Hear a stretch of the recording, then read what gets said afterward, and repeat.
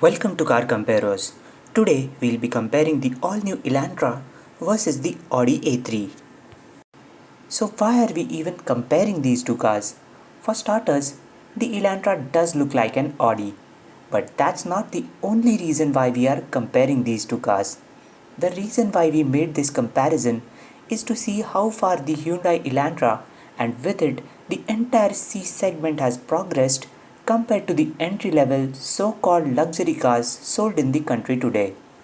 We wanted to evaluate whether there is any tangible benefit offered by Audi over a Hyundai, or is it just the four rings on the grille for which Audi demands exorbitant sums of money over the Elantra. Pricing and features. The base variant of the Audi A3, called the 40 TFSI Premium, having the petrol-automatic powertrain, retails for 31.6 lakh rupees on road Delhi. A3's range-topping 35 TDI technology diesel automatic goes up to 42.2 lakh rupees, which is almost twice that of the Elantra's top-end diesel automatic variant, the SXO, costing 22.7 lakh. For a 42 lakh rupee car, the A3 technology variant is disappointingly devoid of many features, especially compared to the feature-filled Hyundai. The Elantra SXO has extra push-button start and smart key, automatic tailgate opening, Android Auto and Apple CarPlay, ventilated front seats, automatic front windscreen defogger, and automatic light sensing headlamps, while the A3 technology only has extra electric park brake and front parking sensors. Performance and drivability. Hyundai's biggest oversight in the new Elantra is probably the absence of a turbocharged petrol engine. Audi's fantastic TFSI power plant is leagues ahead of the Elantra's in terms of performance. The A3 cracks the 100 kmpH marker from standstill in just over 7 seconds, which is genuinely quick. The Elantra takes almost 11 seconds to get there. But it is not just about the outright acceleration. The A3's turbo spools up at a lowly 1250 rpm, and once it does, it just surges ahead on a meaty wave of torque transmitted to the wheels via the ultra-smooth and quick-shifting dual-clutch transmission. Elantra's mid-range, though good in isolation, feels completely lacking, and its transmission feels a tad bit jerky and lethargic when compared to the A3's. Elantra's diesel mill is not far off compared to the one in the A3.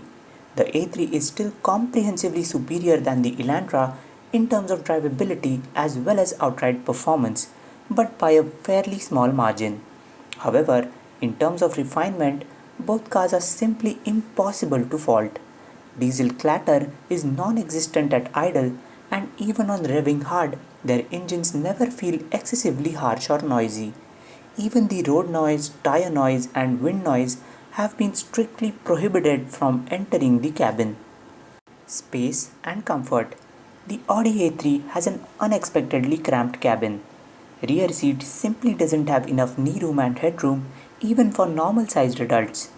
Accommodating 3 passengers in the rear is simply out of question given the excessively obtrusive transmission tunnel.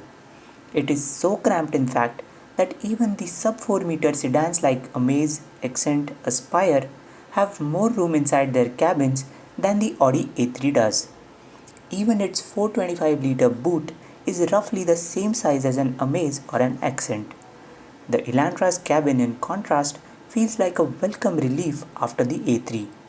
It has more than sufficient room in all possible directions for 5 adults. Its 475-liter boot is also slightly bigger than the A3's. But that's not all. What had us floored was the impeccable build quality and the stately ambiance of the Elantra's interiors. They most certainly feel more cosseting and mature than Audi's deliberate attempt at giving a more youthful flavor to the A3's cabin, which hasn't quite worked out as expected. The quality of materials and the fit and finish inside the Elantra is just as good, if not better, than the A3's. It is a testament to the fact that bespoke interiors are no longer a prerogative of snobbish brands. Handling and ride quality. The Elantra, though much improved over its predecessor, is no match to the rock-solid dynamics of the A3. The sheer grip and composure of the A3 around the bends is eons ahead of the Elantra. A3's steering weighs up nicely and is quite precise, if a little bit lacking in terms of feedback compared to its rivals from Bavaria.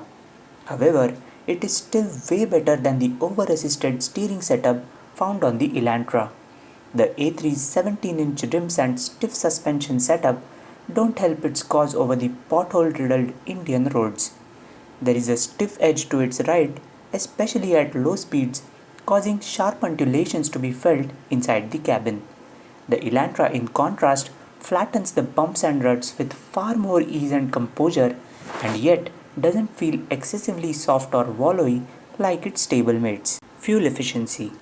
The Audi A3 diesel automatic has an ARAI certified mileage of 20.8 kmpL, which is 2.6 kmpL more than the corresponding Elantra's mileage of 18.23 kmpL. In our real-world tests, the A3 was just over 1 kmpL more efficient than the Elantra. The petrol-powered Audi A3 automatic has an ARAI certified mileage of 16.6 kmpL, which is 2 kmpL more than the equivalent Elantra. However, in our back-to-back tests, the A3 was almost 1 kmpL more efficient than the Elantra. Reliability and after-sales service. Audis, or for that matter any of the German luxury brands, are notorious for providing heart-wrenching ownership experience to their customers. Nobody knows if it's the ever-increasing complexity or the challenging Indian conditions that makes them surprisingly unreliable vehicles despite their stratospheric price tags. What makes matters worse are their politico mafia-owned dealerships who are already quite comfortable with their unfriendly reputations among the masses to even care about the substandard service being provided to their customers. Audi themselves are to blame for not intervening like the Japanese or Koreans do to ensure customer satisfaction at their touchpoints. Even if you are doubly lucky to have gotten a reliable piece of machinery and a good dealer in your vicinity, Audi's service costs can bring the most loaded of their customers to tears. In comparison, Elantra's service costs feel like peanuts given that they are one of the lowest in its segment. Hyundai also runs a tight ship with its service network. Hyundai's cars themselves are far more reliable, especially in terms of big-ticket failures, unlike Audi's infamous DSG transmissions. Hyundai's service reach, with its 800 plus touchpoints, is also far more widespread than Audi's 100-odd outlets. Resale and cost of ownership. Luxury cars are known as white elephants for a reason. 5 to 7-year-old Audi A4s sell for nothing more than 12 lakh rupees today. Expect the Audi A3 to fetch similar value when you decide to part ways with it after a usage of 5 to 7 years. Elantras tend to depreciate far lesser in the used car market, and if you buy one today, you are bound to get at least 9 to 10 lakh of your hard-earned money back when you sell it. Overall, the range-topping A3 technology diesel automatic works out to be twice as expensive, that is roughly 15 lakh rupees more than an Elantra SX080 diesel in terms of total cost of ownership. Even the base A3 petrol automatic works out to be over 8 lakh rupees more expensive than the top-end Elantra SX0 petrol automatic. That brings us to the verdict. The Hyundai Elantra is the clear winner of this test. No two ways about it. This time around, Hyundai has more than caught up to the entry-level Audis. Technically, the A3 is still a superior automobile than the Elantra, but the gap has shrunk down to a point where even an interim powertrain update in the Elantra might be enough to turn the tables in its favor. In terms of practicality, the Elantra is already far ahead of the A3 considering its abundant space and comfort.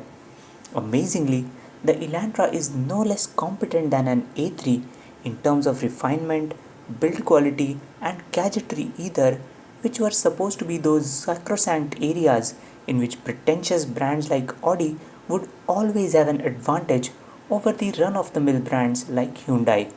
But all that is nothing compared to A3's biggest drawback over the Elantra, which is the preposterous amounts of money it charges over the Elantra. Logically, there is simply no reason left anymore for an entry-level Audi to cost a rupee more than an Elantra. And regardless of whether Audi mends its ways, Hyundai is quietly gearing up to unleash a genesis, pun intended, upon the old hags of the luxury car market.